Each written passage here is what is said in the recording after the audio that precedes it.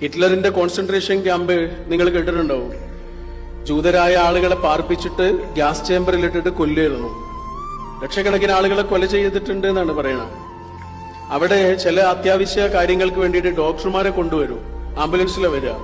അങ്ങനെ ഡോക്ടർമാർ വരുന്ന സമയത്തൊക്കെ മിക്കവാറും ഡോക്ടർമാരുടെ കൂടെ വരുന്നത് ഒരേ നഴ്സ് തന്നെയായിരിക്കും. മിക്കവാറും അവര് തന്നെ വരിക. എത്രയോ പ്രാവശ്യം അവർ വന്നിട്ടുണ്ട്. കുറെ കാലം കഴിഞ്ഞാണ് ലോകം ഒരു വലിയ സത്യം തിരിച്ചറിയുന്നത്. എന്താണെന്നറിയോ? അങ്ങനെ വന്നുപോയ ആ നഴ്സില്ലേ, അവര് 2800 കുട്ടികളെ ആ കോൺസെൻട്രേഷൻ ക്യാമ്പിൽ നിന്ന് രക്ഷപ്പെടുത്തിയിട്ടുണ്ട്. അതിനാണ് വരുന്നത്. അവര് മെല്ലെ കുട്ടികളെ ഒളിച്ചു കിടത്തുകയാണ് ആംബുലൻസില്. കുട്ടികൾ കരയും.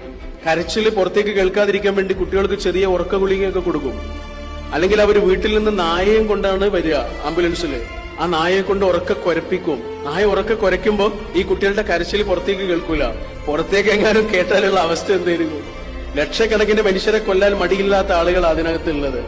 ഈ പെൺകുട്ടിയുടെ ജീവൻ അവർക്ക് നഷ്ടപ്പെടുത്താൻ ഒരു സെക്കൻഡ് പോലും വേണ്ട. അത്രയും വലിയ ധൈര്യമാണ് ആ പെൺകുട്ടി കാണിക്കുന്നത്.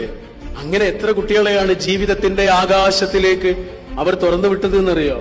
2800 കുട്ടികളെ. ഈ അടുത്താണ് അവർ മരിക്കുന്നത്.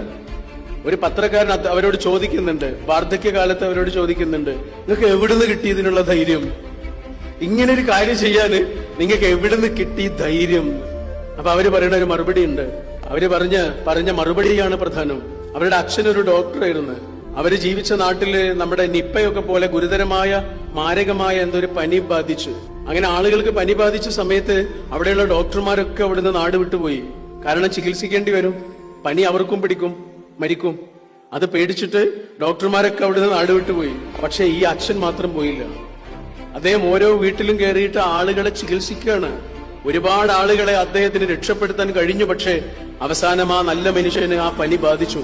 അദ്ദേഹം മരിക്കുകയും ചെയ്തു. മരിക്കുന്നതിന്റെ കുറച്ച് നിമിഷങ്ങൾക്ക് മുമ്പ് ആ മകളെ ഇങ്ങനെ അടുത്തേക്ക് വിളിച്ചു. എന്നിട്ട് മോളോട് പറഞ്ഞൊരു വാക്കുണ്ട്. ആ വാക്കാണ് ആ മോള് പറയണത്. എന്താണെന്നറിയോ? മോളെ, ഒരാളിങ്ങനെ മുങ്ങി മരിക്കുന്നത് കണ്ടാൽ നിനക്ക് നീന്തൽ അറിയില്ലെങ്കിലും നീ അയാളെ രക്ഷപ്പെടുത്താൻ വേണ്ടിയിട്ട് വെള്ളത്തിലേക്ക് ചാടണം. കാരണം എന്താണെന്നറിയോ മോളെ? നമുക്ക് ഈ ലോകത്ത് ബാക്കിയാക്കാൻ കഴിയുന്ന ഏറ്റവും വലിയ കാര്യം എന്താണെന്നറിയോ?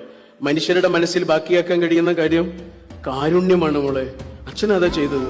കാരുണ്യമുള്ള ഒരു പ്രവർത്തനത്തിൽ നിന്ന് എന്റെ ജീവൻ നഷ്ടപ്പെടുമോ എന്ന പേടി പോലും നിന്നെ തടയരുത്. അച്ഛൻ അതാണ് ചെയ്തിട്ടുള്ളത്. 2800 കുട്ടികളെ കോൺസെൻട്രേഷൻ ക്യാമ്പിൽ നിന്ന് രക്ഷപ്പെടുത്താൻ ആ പെൺകുട്ടിക്ക്, അയേന സെല്ലർ എന്ന പെൺകുട്ടിക്ക് ധൈര്യം കൊടുത്തത് അച്ഛന്റെ ഒരൊറ്റ വാക്കാണ്.